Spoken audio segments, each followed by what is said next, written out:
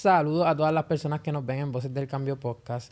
Hoy les traemos, se podría decir, un debate entre izquierda versus derecha, que es la serie que hemos estado haciendo recientemente para que ustedes puedan ver las dos visiones políticas y así podamos llegar a un fin común que es el bien para el pueblo y el bien para todo el mundo. A mi lado se encuentra Gabriela Flores. Saludos, buenas noches. Digo, a la hora que estén viendo esto, buenas tardes o buenos días. Y Giancarlo Tucet. Saludos, buenas tardes o buenos días. Y hoy, pues con nosotros se encuentra por primera vez una activista conservadora, Alejandra Franganillo.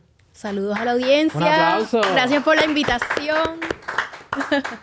Alejandra trabajó con Marco Rubio. Sí, yo trabajé con Marco Rubio en el año 2019 mientras estaba en mi bachillerato en Florida International University hasta el 2020 y luego seguí bastante activa con él. Muy buen jefe y muy buena persona y muy buen político. Y es un orgullo para los latinos y sobre todo la comunidad cubanoamericana, que ahora es secretario de Estado y posiblemente próximo candidato republicano para la presidencia. Y hoy con nosotros, activista liberal que trabajó en la campaña de Zoran Mandani, Jan LaFontaine. Un aplauso. Saludos. Gracias por la oportunidad y saludos cordiales a todas las personas que están sintonizando, cuando sea que estén sintonizando. Oye, Jan, obviamente tenemos los temas que vamos a tocar, pero quiero empezar para que me des un poco de cómo fue trabajar en la campaña de Zoran Mandani. Obviamente acaba de salir electo y es el tema que está ahora mismo controversial en todas las noticias. Pues muchas gracias por la pregunta. Yo creo que fue una experiencia auténticamente maravillosa. Yo soy un organizador, eso es a lo que, y un consultor, eso es a lo que me he dedicado profesionalmente. Y les puedo decir que desde mi primera interacción con la campaña de Zoran Mandani en persona era obvio que era una campaña muy bien organizada. Creo que en términos de lo que es la mensajería, pues sin duda se articuló un mensaje que conectó con la mayoría del electorado, tanto durante la primaria como también durante la elección general. Pero quiero destacar que mi experiencia, la experiencia de campo de mucha gente, fue una experiencia muy bonita, muy serio.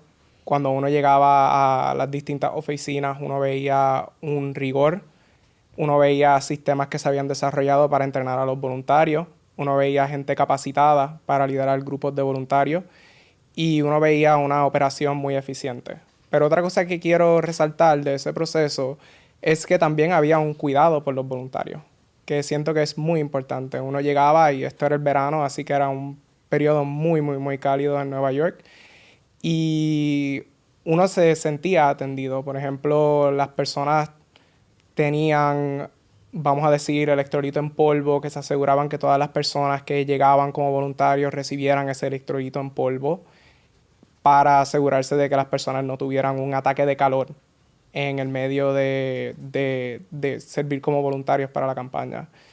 Y esos detalles creo que, además de un espíritu muy jocoso y muy divertido, combinado con el rigor, es lo que creo que creó como una infección positiva que causó que mucha gente se sintiera que no tan solo quería tocar puertas una vez o hacer llamadas una vez, sino que quería seguir participando en la campaña.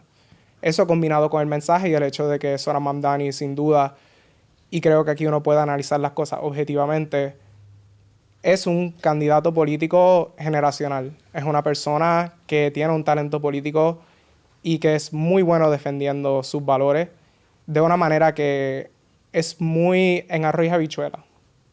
Claro. Conecta directamente con la gente. Así que yo diría que fue una experiencia muy positiva y creo que es una de la cual todas las personas que trabajamos en la política podemos aprender. Definitivamente, mira, no importa cuál sea tu postura, es un hecho que Zoran Mandani hizo una campaña espectacular de medios, tocando puertas. Así que, inclusive, la forma que manejó los medios, yo pienso que va a ser el gold standard de aquí a futuro para los candidatos demócratas, republicanos, de izquierda o de derecha, porque realmente manejó muy bien su campaña de medios y se expresa muy bien, hizo tremenda campaña, así que deja mucho que aprender. No, y añadiendo al punto tuyo, Jan, es que también Mamdani es un candidato joven en comparación con sus contrincantes, que eran pues más básicamente de la vieja política. Y históricamente Nueva York nunca ha sido un estado republicano, siempre ha sido un estado azul, bastante que se alinea a la izquierda, pero yo creo que en este momento y ambiente político que estamos viviendo, estos candidatos que surgen, jóvenes, frescos, nuevos, le enseñan a los futuros políticos, incluso a la vieja clase política, de cómo hacer campaña y cómo conectar con los jóvenes en un mundo que cambia tanto, que todo se mueve por las redes sociales, en donde ya el lenguaje político de antes ya la gente no lo acepta, sino queremos escuchar, pues, como muy bien dijiste, en arroz habichuela. A veces los políticos hablan con palabras tan rimbombantes que no llegamos a entender las cosas, y tienes una candidatura como el de Mamdani que te habla así tan bonito, tan fresco, que lo hace muy atractivo. Y objetivamente, estés de acuerdo con sus políticas o no, es un candidato que sí definió lo que es correr una carrera como la de él. Me fue muy fascinante verlo, de verdad, y seguirlo. Claro, Alejandra, pero obviamente tú no estás de acuerdo con las políticas No, para nada, y para las nada. propuestas de Zoran Mamdani. Para nada. Lo que pasa con Mamdani es que como toda idea socialista, y voy a ser lo más objetiva posible, pero como cada idea socialista suena muy lindo en papel hasta que lo implementa.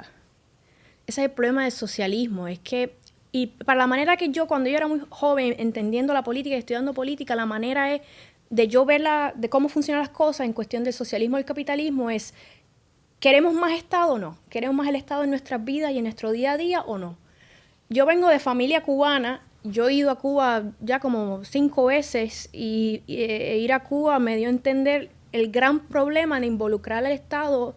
Bueno, en el caso de Cuba es extremo porque es totalitarismo, porque el Estado está involucrado en cada aspecto de la sociedad y del día a día del ser humano, pero es así, hay que verlo. ¿Tú quieres más Estado o no? Y el problema de insertar al Estado, en este caso en lo económico, que quiere controlar la renta, quiere hacer supermercados controlados por el Estado, que eso es irracional, es que va a haber más burocracia, va a haber menos incentivos, y en el caso es que cuando todo lo regula el mercado, y esto no lo digo yo, sino lo dice la historia humana y las estadísticas, cuando lo regula el mercado es más eficiente, porque los recursos se alocan más eficientemente que lo haría la burocracia estatal. Entonces, por eso no estoy de acuerdo, y aparte que Nueva York es uno de los estados más caros, las rentas están ridículas en el sentido del precio, y yo creo que las políticas de Mamdani, en vez de arreglarlas, lo que va a hacer es empeorarlas.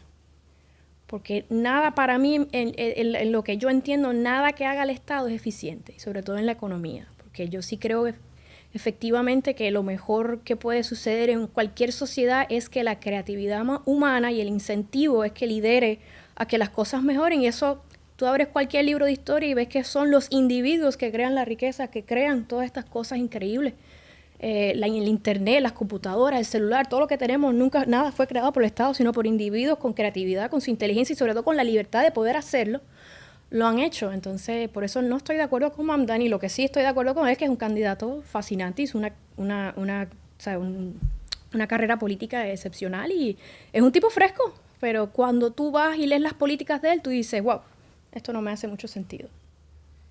En el caso de las políticas de Mamdani, obviamente Alejandra menciona mucho el Estado.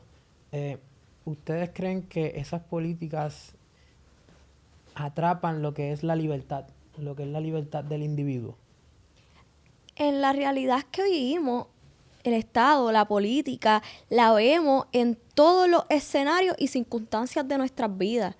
Entonces, para mí, el Estado es este ente administrador que debe proveer unos servicios esenciales, unas condiciones materiales. Así que para mí sí es importante la intervención del Estado por el bienestar colectivo, que se asegure que cada ciudadano de este espacio territorial, estado, país, etcétera, tenga esas condiciones materiales, esa vida digna cubierta y que se le esté brindando esos servicios de educación, salud, comida, vivienda. Y entonces, ¿cómo tú aseguras eso? Implementando regulaciones, por ejemplo, en congelar pues precios de renta, tomando medidas, tomando acciones, y esas son las propuestas que esboza un candidato como Mamdani.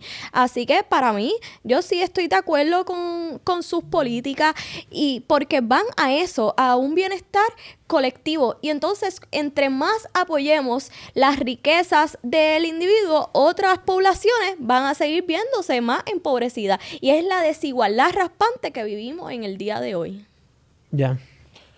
Yo creo que me gustaría añadir algo que dijo Gabriela, que creo que en muchos casos cuando nosotros miramos esta conversación y hablamos en términos de libertad, hablamos en términos de libertad negativa, que es libertad de restricciones. Y sin duda esa es una especie de libertad, pero lo que Gabriela menciona que me parece importante rescatar es que también hay tal cosa como la libertad positiva. ¿Qué es la libertad positiva? Es la capacidad de cada individuo y de comunidades tener los recursos que necesitan para desarrollarse al pleno de sus capacidades. Y creo que el Estado juega un rol muy importante, y diría que es un rol que el mercado no puede jugar en cuanto a ese tema. Y creo que uno puede señalar, por ejemplo, el tema de las externalidades negativas, que es algo que el mercado genera. Por ejemplo, en lo que tiene que ver con la contaminación del aire o la contaminación del agua. Y creo que en esos casos es muy importante que el Estado juegue un rol para garantizar que nosotros podamos respirar aire limpio, para garantizar que nosotros podamos beber agua limpia. Y lo que pasa con el mercado en esas situaciones, el mercado falla precisamente porque no siempre es rentable ese tipo de cosas. Entonces, lo que yo quiero también un poquito añadir a la discusión en cuanto a las políticas que propone Mamdani, y yo creo que para mí esto es bien importante. Yo creo que es importante asegurarnos de rescatar ejemplos concretos en donde las políticas de Mamdani ya existen. Y les puedo dar uno muy claro. Estamos bastante cerca de la comisaría de la base de Buchanan. Las comisarías son supermercados que el Estado es dueño de ellos. Y hay 238 comisarías en todos los Estados Unidos. Así que cuando hablamos de estas políticas, creo que es importante que centremos la discusión, sí, en lo aspiracional, que yo estoy totalmente de acuerdo con Gabriela en cuanto a la importancia de crear condiciones en donde cada ser humano pueda desarrollarse al pleno de sus capacidades. Y también creo que es importante hablar de ejemplos concretos, como por ejemplo ese, y también el ejemplo de la estabilización de la renta en St. Paul y en otras ciudades en donde se ha implementado, y hemos visto que no se ha caído el cielo. Oye, Jan, entiendo tu planteamiento de derechos negativos y derechos positivos. Sin embargo, yo entiendo, ¿verdad? Y que no existe tal cosa como un derecho positivo. Porque los derechos negativos son como el derecho a la vida. ¿Qué significa el derecho a la vida? Que los otros o el Estado no pueda quitarme la vida. Derecho a la libertad, que otros o el Estado me pueda quitar la libertad. Entonces, cuando vemos, o por ejemplo, el derecho a la propiedad privada, que el Estado o los demás no me quiten mi propiedad, que no me roben.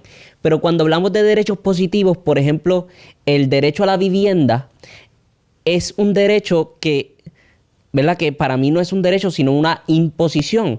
Porque para yo tener un derecho a la vivienda, alguien la tiene que pagar mediante impuestos, o yo le tengo que quitar la vivienda a alguien para dársela al otro. Así que no puede existir un derecho positivo porque le quito a uno para darle a otro. Pero es porque y cuando hablamos de derechos negativos no se le quita a nadie porque son derechos individuales, y lo que impide los derechos negativos es que no le quites una libertad o la vida o la propiedad a alguien, y no quitarle a uno para darle a otro. Exactamente, ya estoy de acuerdo. Es que porque hay que quitarle al otro porque tiene, y más si lo trabajó con esfuerzo. Eso tiene que salir de la benevolencia de uno, pero ya forzar a una persona a hacer algo, como dar, que no quiere, eso ya es una imposición, y eso es bastante autoritario y totalitario. No es quitarle a otro, es que el Estado se encarga de administrar que cada persona Pero lo estás quitando a través de taxes. Tenga una distribución de las riquezas que se tiene para que no existan familias totalmente desprovistas. Y es por eso que estamos en contra de Pero la ¿por qué lo tiene que desigualdad. hacer el Pero Estado? ¿por qué queremos apoyar que una persona tenga un cúmulo de riqueza que nunca va a poder agotar en su Porque lo trabajó. periodo de vida y unas personas estén muriendo de hambre totalmente desprovistas? Además, no podemos permitir que nos arrebaten la palabra libertad, porque la libertad económica vendría siendo algo neoliberal. ¿Y es libertad para quién? Libertad para los ricos. Para todos. Libertad para los Para ricos. todos. La libertad económica es libertad para los ricos cuando tenemos miles de familias desprovistas de todas sus necesidades. Y entonces, esas no son las políticas que queremos implementar. Queremos que Entonces, libertad es tu poder desarrollarte, poder reproducir la vida al ritmo que uno desea y no al ritmo que el capitalismo te lo exige, y esas rutinas de solo vivir para trabajar. Pero eso es que no eso es lo pasamos lindo calidad del de vida. capitalismo, que tú mismo creas tu propia velocidad, la manera que tú quieras vivir las cosas. O sea, yo te lo vuelvo a decir, porque para mí mi background es esencial en todo lo que yo hago. Yo vengo de familia cubana, mi familia es inmigrante. Mi familia huyó de Cuba, pues debido a las mismas políticas, en cierta manera, que ustedes están apoyando, porque así empezó la Revolución Cubana. Derecho a la vivienda, el capitalismo es malo, y de un día para otro, mi familia, sus negocios lo perdieron, se los quitaron, y el derecho a la vivienda, porque hay derecho a la vivienda, pero como mi familia se iba de Cuba, le quitaron las casas para dárselo a otro. Una casa que ellos me hicieron bloque a bloque. Y para empezar, mi familia llegó a Puerto Rico sin nada. Pero Extranjeros. Y empezaron su propio negocio, poquito a poquito, a llegar a tener la vida que han tenido. Y todos se lo han dado gracias a libertad. Yo me acuerdo la primera vez que yo voy entendiendo el caso de Cuba. Y yo le pregunto, abuelo, ¿por qué tú te fuiste de Cuba? Y uno piensa, yo de niña pensaba, ay, se fue porque no había comida, porque no había... Y a mí siempre me pareció, y esto es algo que a mí me define por el resto de mi vida, y por eso es que soy conservadora, apoyo la libertad. Mi abuelo dice, yo me fui de Cuba por falta de libertad.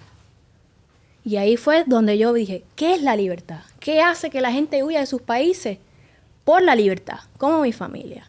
Y es la libertad de poder echar para adelante, de hacer su vida, y que no tengas el Estado que arrebate y prohíba tus sueños. Aquí yo quiero hacer una intervención porque me parece importante volver a traer la idea del hecho de que hay ciertas cosas, incluso podemos tomar el ejemplo de la propiedad privada. Intelectualmente podemos tomar ese ejemplo. ¿Por qué las personas tienen la propiedad privada en última instancia? Porque el Estado les garantiza que tienen la propiedad privada. ¿Qué estoy tratando de decir con eso? El Estado lo podemos ver como algo que se forma. Ahora, Gabriel y yo defendemos visiones del Estado que son del Estado que promueve el bienestar de las personas. Pero, a nivel básico, una de las razones por las cuales se forma el Estado es para garantizar algo que sin el Estado no se puede garantizar, que es la seguridad de la población. Exactamente. Entonces, en un mundo sin un Estado, o en un mundo con un Estado totalmente reducido, realmente el concepto de la propiedad privada, tú puedes decir, este parcel es mío, pero ¿qué garantiza que alguien no venga y te arrebate ese parcel y te mate? A lo que voy con eso es que cuando se trata de bienes colectivos o bienes públicos, como lo que es la seguridad nacional, Exactamente. como lo que es, lo diríamos nosotros, lo que es la salud, lo que es la vivienda. Y aquí podemos estar en desacuerdo, pero nosotros diríamos que esas son cosas que son bienes colectivos y bienes públicos, no enteramente públicos en algunos casos, pero son bienes que vemos que el mercado falla en poder atender las necesidades de las personas que necesitan esas cosas, como por ejemplo tener vivienda asequible, o tener seguro médico, o tener un retiro digno. Y nosotros abogamos por una visión de la sociedad, del Estado, en donde se garantiza o se hace un esfuerzo para nivelar las condiciones de vida, para que nadie viva en la miseria. Y la realidad del caso es que en muchos casos, cuando se invierte en infraestructura pública, por ejemplo, en un buen sistema de educación pública, o se invierte en seguro, o se invierte público, ¿verdad? Cuando se invierte en esas cosas, todo el mundo se beneficia. Todo el mundo se beneficia. Porque cualquiera puede ir a la biblioteca que se construyó, que es para el público, que es para el pueblo. Sí, no, yo quería mencionar algo que se mencionó de que la gente decide. La gente no decide ser pobre. En tu vida y día a día, tú te debes a un salario, te debes a unos controles. Y entonces, si vamos a hablar de arrebatar, ¿cómo el capitalista acumula riqueza? Arrebatándole al de por sí desprovisto, el desplazamiento, el cómo se cambia toda una estructura de vida, y entre más tú limitas y controlas, es que entonces crea y desarrolla su imperio, poder económico. Y entonces apostamos a una intervención del Estado, de una distribución de ese poder económico y a un Estado obviamente siempre democratizado, más que burocratizado o algo por el estilo. Mira, yo quería recalcar que sí podemos estar de acuerdo con Jan en el sentido de que el Estado sí surge para tener seguridad, Exactamente. para proteger los individuos y sus derechos, para tener un sistema judicial que valide contratos y que proteja la propiedad privada de los individuos.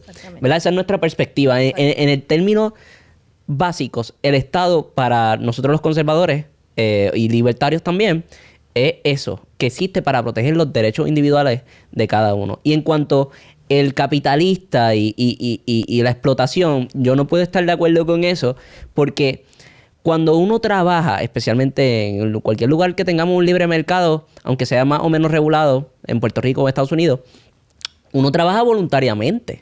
Aquí todos los contratos de trabajo son voluntarios. Sin embargo, en el comunismo o el socialismo se te esclaviza y se te obliga a trabajar sin paga. Hace poco yo estaba viendo cómo los doctores en Cuba, por ejemplo, los envían a otros países a trabajar y el Estado cubano se queda con el 80% de la ganancia que ganan en otro estado trabajando. Así que el capitalismo, ¿en qué se fundamenta? En que cada uno se pueda ganar la vida libremente. Y eso ha impulsado las mayores innovaciones de la historia. Los celulares, el Wi-Fi, la comida. Ahora mismo estamos discutiendo un sistema de salud universal y todo el derecho a la vivienda, porque el capitalismo levantó la vara tan alta que ahora el Estado puede cobrar impuestos y tratar de buscar esos derechos. Porque antes que existiera el sistema de libre mercado, como lo tenemos hoy, pues todo el mundo vivía en la pobreza. Esa es la realidad. Así que toda la innovación que tenemos hoy se debe al libre mercado.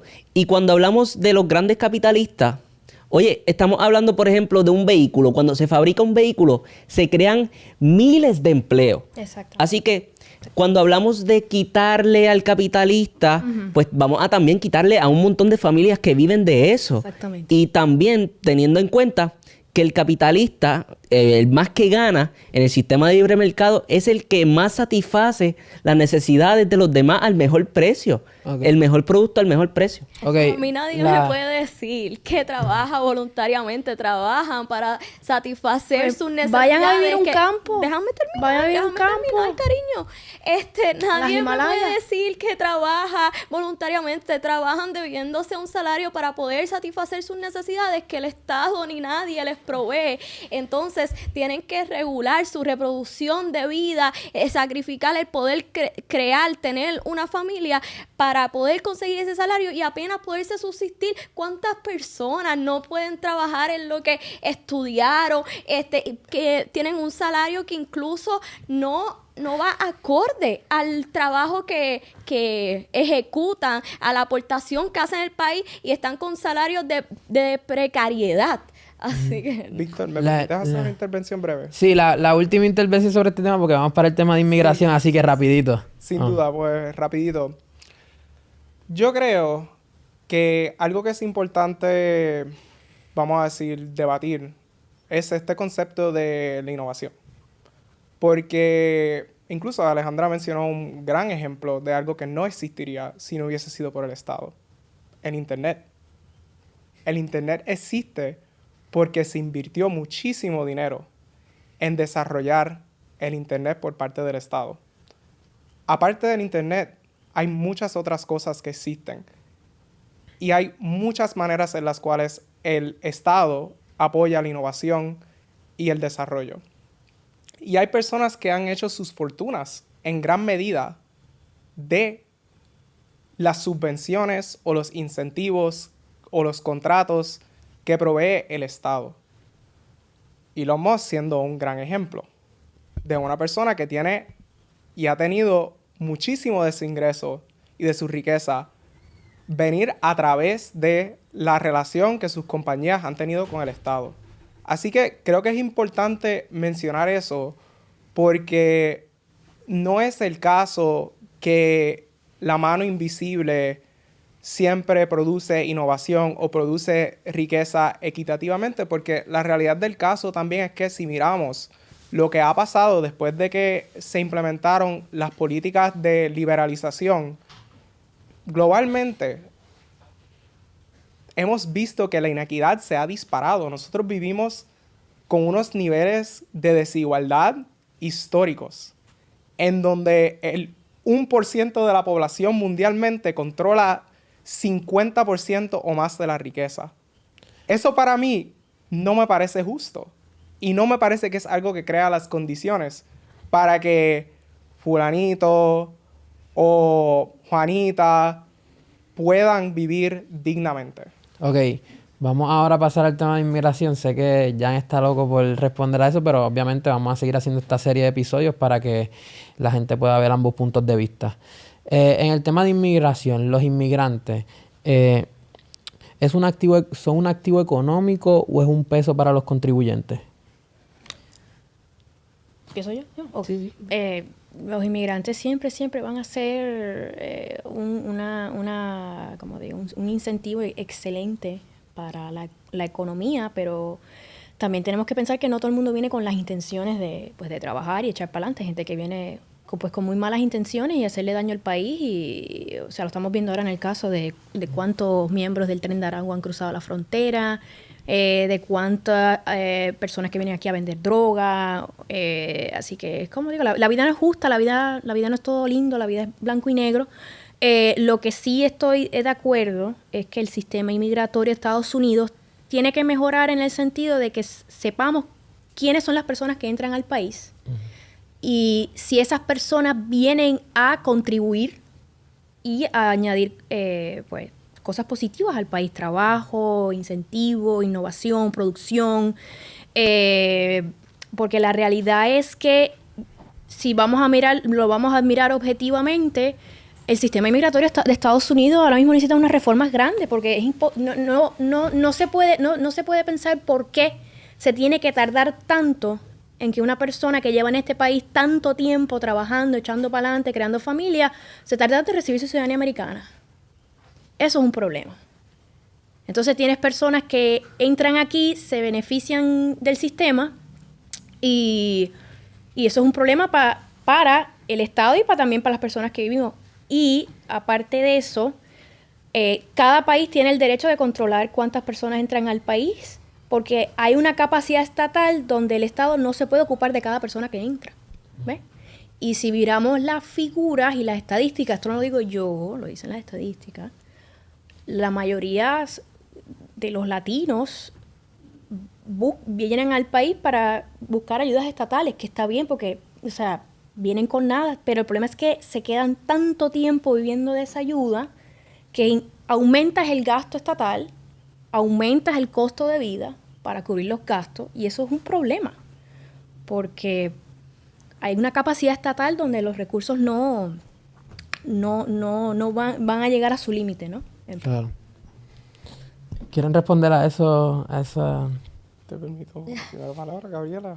Vale, yo claramente opino que la comunidad migrante es fundamental para la economía, pero también aquí hay que evaluar que el verdadero problema viene siendo otra vez el modelo económico. Las crisis migratorias actuales están ligadas a las desigualdades creadas por el extractivismo, las deudas, las intervenciones militares. Y la migración no es la amenaza, es pues consecuencia de las injusticias que vivimos en el mundo. Y entonces también cuando tenemos un Estado que le imposibilita tanto poder gestionar, poder oficializar su estatus migratorio. Y entonces, ¿cómo queremos que sean residentes de bien, que tengan un trabajo oficial, si entonces cuando llegan aquí se les va a criminalizar, se les va a perseguir y no se les brinda la ayuda y guía necesaria para poder pues cumplir con todas las regulaciones? ¿Ustedes creen, y le quiero hacer esta pregunta a Jan, obviamente vivimos en Puerto Rico, estamos viendo lo que ha pasado usualmente en las redadas de ICE con los inmigrantes y vemos un poco, se puede decir, la manera brusca en cómo se dan estas redadas. ¿Qué tú piensas de la mano dura que se está implementando ahora este cuatrenio con el presidente Donald Trump? Pienso que es abominable y pienso que es, además de moralmente horrenda, siento que realmente es algo que se está haciendo por propósitos políticos. ¿A qué me refiero con eso? Me refiero a la realidad de que si uno evalúa quién es la mayoría de la gente que se detiene y que se deporta, realmente, tanto en Puerto Rico como en los Estados Unidos, realmente es gente trabajadora. Son madres de familia, padres de familia. Son personas que contribuyen a su comunidad y son personas que tienen derechos fundamentales por ser personas, que son violados con el uso excesivo de fuerza constantemente. Y digo que es para propósitos políticos porque además de que podemos hablar de estos en términos morales, que me parece que es lo que debe estar en el centro de la conversación, económicamente tampoco tiene sentido. No tiene sentido, porque realmente uno mira cuánto contribuye la población migrante a la economía de los Estados Unidos y estamos hablando de billones de dólares que se contribuyen cada año. Estamos hablando de eso y estamos hablando de una realidad en donde estas personas no acceden a los servicios del Estado. No pueden. Las comunidades migrantes viven en un terror constante por parte del Estado. No van a arriesgarse y entienden que si acceden a servicios del Estado, están perjudicando sus posibilidades de lograr un estatus regularizado. Así que eso es algo que realmente no se da y es un fenómeno que a mí me parece que la mano dura draconiana por parte de la administración Trump, que la mano dura realmente nunca ha funcionado, pero la mano dura draconiana de la administración Trump es algo que él está haciendo porque quiere alimentar este mito en ciertos sectores de la población estadounidense de que todos los migrantes son criminales, son malos, son inferiores. Y realmente me parece algo horrible. Le pregunto a la parte conservadora, ¿comparte esa opinión? Bueno, pero antes voy a hacer una pullita rapidito, porque de la sesión pasada, porque es que la tengo y la tengo que sacar. Oye, si estamos hablando que el Estado es abominable y ha hecho tantas cosas tan feas, ¿por qué ustedes quieren que sigan aumentando y controlando tantas cosas como hablamos en la sección anterior? Pero ya, eso es otro tema. Porque el Estado que tenemos ahora es republicano, conservador. Igual que los demócratas, si Obama fue el presidente que más deportó Esto va más allá de que cualquier... republicanos y demócratas, va sobre las propuestas. Y podemos estar en desacuerdo con Pero, esas acciones bueno, por parte volviendo del Estado al- y abogar por una visión de Volviendo al seguridad tema, pública distinta y volviendo más al humana. tema. Como dije, cada país tiene derecho a controlar sus fronteras y controlar las personas que quieren este país o no. Esa es la realidad de las cosas. Que el trato está abominable, sí, eso es cierto. Que se está deportando gente que no se tiene que deportar, totalmente cierto. Pero primero no puede tomar como sorpresa porque esta ha sido la política que ha hablado Trump desde que empezó la política. O sea, él ha hablado de deportar, que tenemos que limpiar la casa, tenemos que limpiar el país, o sea, que no nos debería tomar por sorpresa. Que el trato ha sido terrible, sí, pero sí siempre ha sido el trato, incluso con cualquier administración republicana y demócrata. Pero como yo dije, la verdadera reforma de inmigración, y esto lo digo objetivamente, no puede venir en el sentido de sacar a las personas, sino sencillamente ver qué personas están contribuyendo positivamente al país y acelerar el proceso. Por eso en la en la Cámara, con la representante María Elvira Salazar, está empujando la ley de dignidad, que para todos los latinos que llevan años ahí sin papeles, por ejemplo, en el caso de los que son de I-220A, los que todavía están esperando su residencia, que reciban la legalidad para poder quedarse en el país. Así que lo lindo de la democracia es que tienes una persona que va a empujar por estas acciones tan terribles, pero tiene gente buena que de verdad está empujando para que la inmigración mejore y sea justa. Y eso es lo lindo de la pluralidad, y eso es lo lindo de la democracia. Mira, yo tengo que estar de acuerdo con Alejandra porque como dijimos todos y creo que todos estamos de acuerdo, el recurso humano en una economía es lo más importante de una sociedad y inclusive en Puerto Rico, donde estamos teniendo un invierno demográfico fatal, nosotros sí necesitamos inmigrantes legales.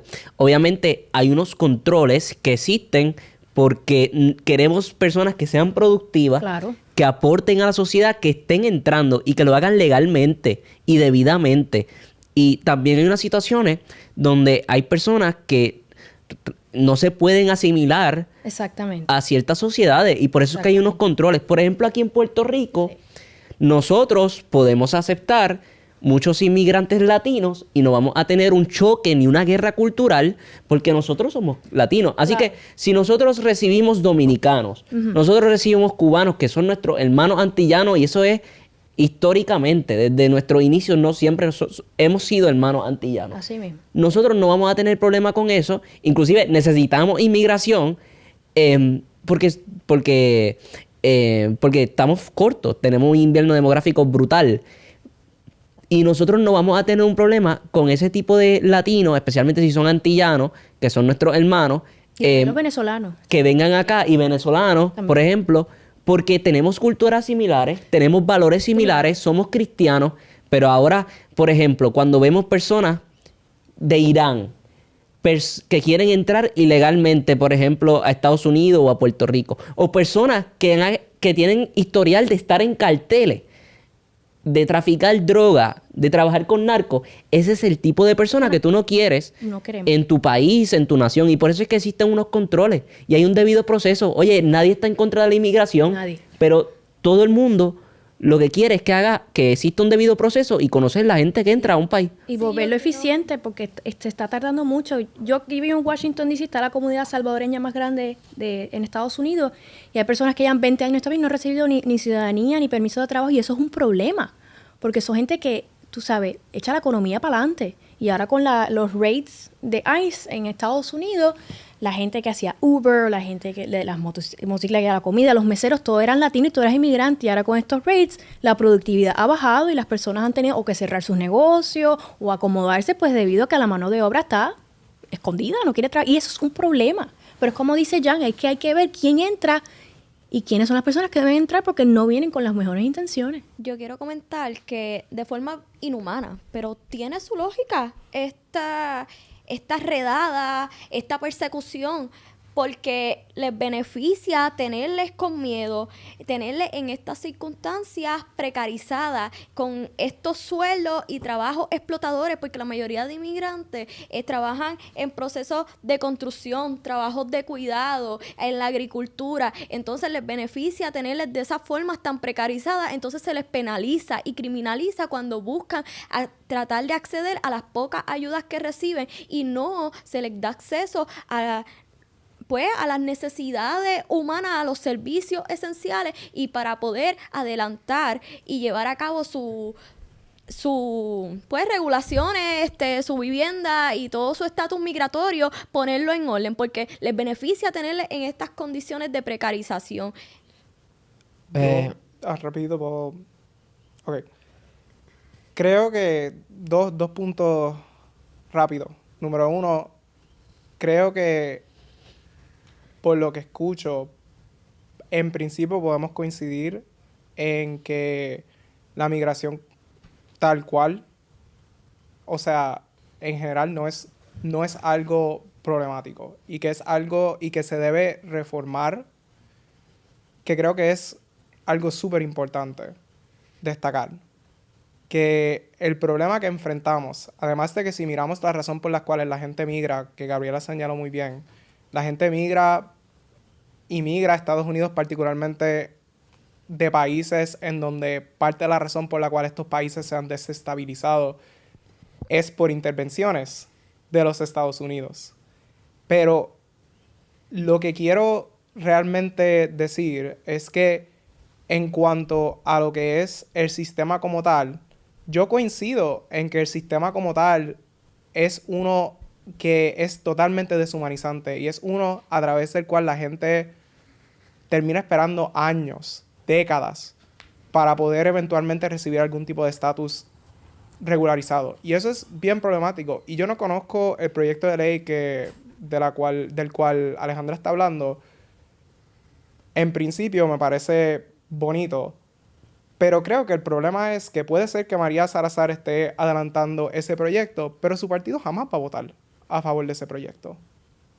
Su partido es un partido que ha construido su imagen y su política a base de demonizar a las comunidades migrantes y a base de implementar estas políticas de mano dura. Y eso es un problema muy grave Pero es que que estamos enfrentando. el partido, o sea, objetivamente el Partido Republicano, o sea, los mayores asesores de Trump son cubanos, americanos, inmigrantes. Y creo que uno de ellos es Carlos Jiménez, que nació en Cuba y emigró a Estados Unidos. Y si es así, ¿por qué la mayoría de inmigrantes latinos en Estados Unidos, la mayoría votó por Trump? Y el condado de Miami-Dade, que siempre ha sido históricamente azul, demócrata, se convirtió en rojo por primera vez. Y la mayoría de ese county donde viven son latinos, cubanos, venezolanos, nicaragüenses. Entonces ya no es cuestión de que es un partido que no aceptamos los inmigrantes, porque las estadísticas no demuestran eso, todo lo contrario. Bueno, si puedo, sé que probablemente quieres llevar la conversación al otro tema, pero rapidito, creo que es importante destacar que en cuanto a estadísticas, no es que Trump ganó las comunidades migrantes en toda la nación, su margen fue más cerrado, sin duda, que el margen que han tenido candidatos del Partido Republicano. Y creo que realmente la razón por la cual eso ocurrió es muy similar a la razón por la cual Zohran Mamdani ganó en Nueva York, y es por la crisis de asequibilidad. Ahora, que cuando Trump ha llegado al poder no ha hecho absolutamente nada para ayudar con la asequibilidad, ese es otro asunto. Pero él hizo campaña hablando sobre la inflación, hablando sobre el costo de vida, y eso es algo que habló directamente a las necesidades económicas de la gente, que la gente experimenta porque el mercado está fallando en ciertas áreas y el Estado no le está brindando a la gente, ni el tercer sector le está brindando a la gente las cosas que ellos necesitan para poder sentirse que tienen los recursos económicos para vivir una vida digna. Y es claro y evidente que Trump está en contra de la migración. Bueno, obviamente ya para ir cerrando el episodio, vamos a entrar en una dinámica que obviamente los voy a dejar a ambos más libres, en cuestión de que no lo tienen que ver tanto por turno, sino que lo que diga el otro obviamente lo pueden contestar y viceversa. Y quiero empezar haciéndole la pregunta a Gabriela. Quiero empezar con Gabriela. Te quiero preguntar, ¿Trump protege a los grandes intereses? Sí. Sí, obviamente, y queda demostrado en la política. El gobierno de Trump es un gobierno solo para unos pocos, deja desprovisto a las grandes mayorías de la población de Estados Unidos. Y la cosa es que eso mismo no nos debe sorprender porque es la campaña que él ha llevado. Y en Puerto Rico, aquí, por ejemplo, nuestra gobernadora hace eco de ese gobierno, que también es solo para unos grandes intereses. Y se deja a la persona a pie, a la clase trabajadora desprovista. Cada vez se les quieren coartar más derechos a los sectores marginalizados.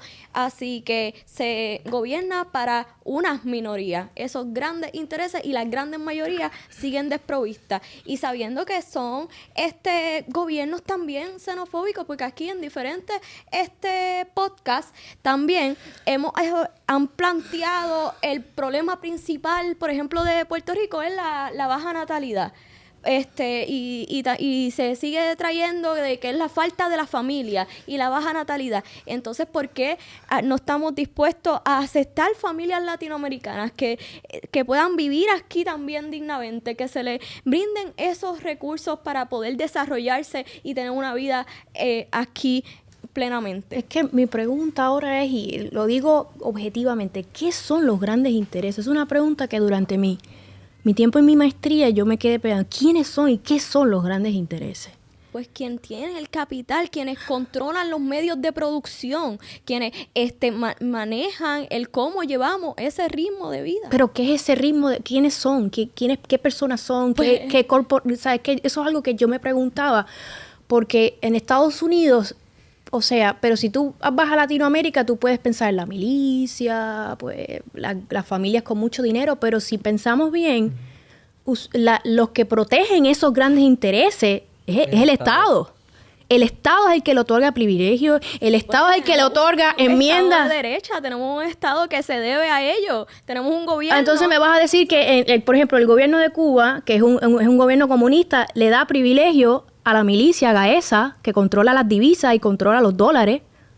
Eso es el Estado protegiendo a una institución que es la milicia. Entonces me va a decir que solamente son los gobiernos de derecha. Es que la cosa es que no es la palabra Estado, es quién gobierna, cómo gobierna, y esa es la cosa, es ver que... ¿Y vivir en anarquía entonces? Eso es lo que estamos...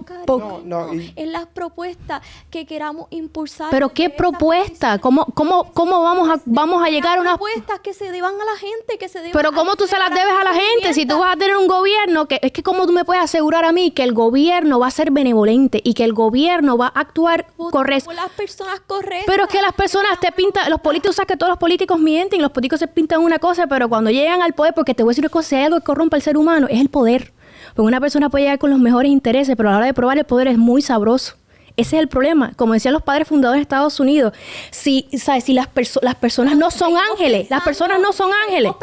Sabemos que es que suena muy lindo, ese es el problema, que suena muy bonito, pero suena si todo muy lindo. Pensando en el mal de la humanidad, en el mal de la gente, pues esa es la cosa, que todas las personas nos debemos insertar en estos procesos de llevar nuestras propuestas, la calidad de vida que queremos. Pero ¿cuántos años llevamos eso y no ha pasado nada?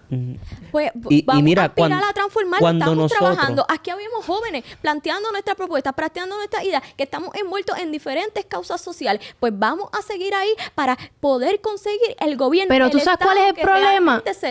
¿Cómo combatimos a la burocracia? Porque ese es el problema. Porque democratizando los espacios. Pero que la democratización son puntos de vista distintos. Para que un gobierno funcione como ustedes están planeando, todo el mundo tiene que estar de acuerdo, y esa no es la realidad. No todos vamos a pensar igual. Y no todos vamos a ver las formas de la misma manera. Porque de como yo llego a la X, yo puedo ser ABCD y tú puedes ser AFO. Es distinto. Es que pongámosle el bienestar de la gente primero. Mira, y hablando de los grandes intereses, cuando nos vamos a los hechos y vemos grandes industrias como la industria de la carne, la industria farmacéutica, cuando tú ves supermercados de cadena como Walmart, lo primero que hacen cuando llegan a un lugar es pedirle al gobierno que ponga regulaciones y que a ellos le den subsidios. Así mismo. Ahora mismo, si hay un supermercado que quiere echar para adelante en Puerto Rico, no va a poder competir nunca con Walmart. Nunca. Porque aquí, por ejemplo, en Puerto Rico, tienen subsidios del Estado, tienen exenciones contributivas. Exacto. Y tienen un montón de regulaciones que le meten al que quiera abrir un supermercado. Te interrumpo rapidito, pero para añadirle a tu punto. El gran creador, el gran big boss de la desigualdad es el Estado. Es el Estado que crea la desigualdad. Con inflación, con regulaciones. Con privilegio. O sea, es el Estado. Si tú miras la historia del mundo, tú te vas a dar cuenta que las grandes tragedias de la humanidad es empezada por el Estado. La guerra, todo. Entonces, para tú decir que el Estado, por la democratización, va a ser bueno, eso suena muy lindo en papel, pero esa no es la realidad. La vida es dura y la vida no es justa. Y aquí lo vemos, por ejemplo, con la energía. Ahora mismo tenemos un monopolio de energía que, aunque es privado, es instaurado por el Estado. Así que ese es el end goal del Estado, porque los grandes intereses que menciona Gabriela Flores son los primeros que van a legislar medidas para atropellar la competencia. Y eso está estudiado. Eso lo estudió Porter, que es una persona que estudiaba ese tipo de cosas, y les llamó barreras de entrada. Así mismo. Y las barreras de entrada establecidas por el gobierno lo que hacen es que atropellan al pequeño comerciante y no dejan que eche para adelante, y le aumenta los márgenes de ganancia a las grandes Y ahí ya corporaciones. te pregunto, Eso- ¿quién eso hace está eso? El mal. Estado. Mira, El mira, Y mira, quiero pero resaltar- déjenme. Pero una cosita. Y No, quiero oye, pero resaltar ya que tiene eso- que hablar también. ya, Dale, ya, quesito, ya, Jan, perdón, dale, perdón. quesito, al otro Jan. Al otro Jan. Y quiero resaltar La Fontaine. que eso Ajá. esté mal y que pidamos intervención del Estado no significa que estamos de acuerdo con las acciones del Estado. Tenemos un Estado que no va acorde a nuestras posturas, acorde al bienestar de la gente y obviamente totalmente en contra de ese contrato de Luma, de esas políticas y que sabemos que el Estado que tenemos actualmente, por ejemplo, en Puerto Rico, va en contra Oye, a el nuestros Estado- intereses voy y de a- la Gabriela, voy a- pero rapidito, espérate. antes de que vaya Jan, porque le toca a Jan. Ahora que tú mencionas ese estado que tiene Puerto Rico ahora mismo, ¿es de derecha o es de izquierda? De derecha. Bueno, el sistema que tenemos es socialdemócrata de izquierda. Socialdemócrata. Déjame- Estamos Y hablando... puedes leer la Constitución. Oye, yo he escuchado Déjenme ir rapidito. empresarios porque hay una que cosa conocen quiero- sobre el tema y la economía que te dicen, yo catalogo socialismo más de 30% de impuestos. Así ¿Sabes? que el Aquí, PNP es de izquierda. la política económica del PNP es de izquierda.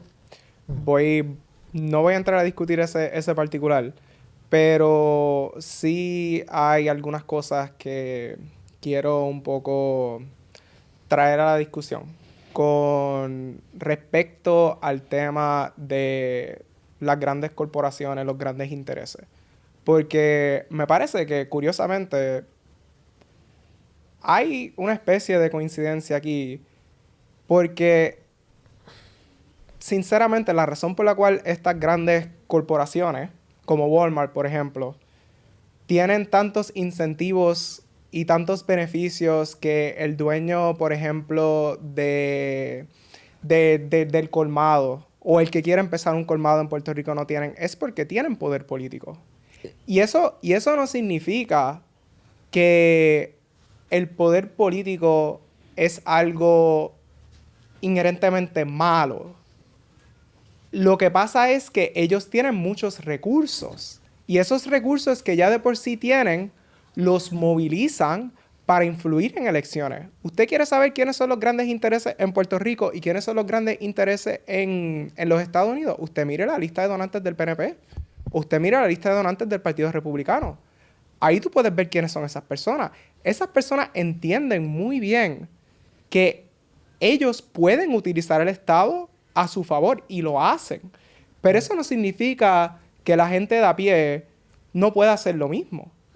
Para eso existe el proceso organizativo, para eso existe las agrupaciones ciudadanas, la incidencia política por parte de la gente, porque vivimos en una democracia y en esa democracia puede ser que estas personas tengan mucho poder económico y poder económico es una especie de poder que traducen y convierten en poder político y viceversa para seguir enriqueciéndose.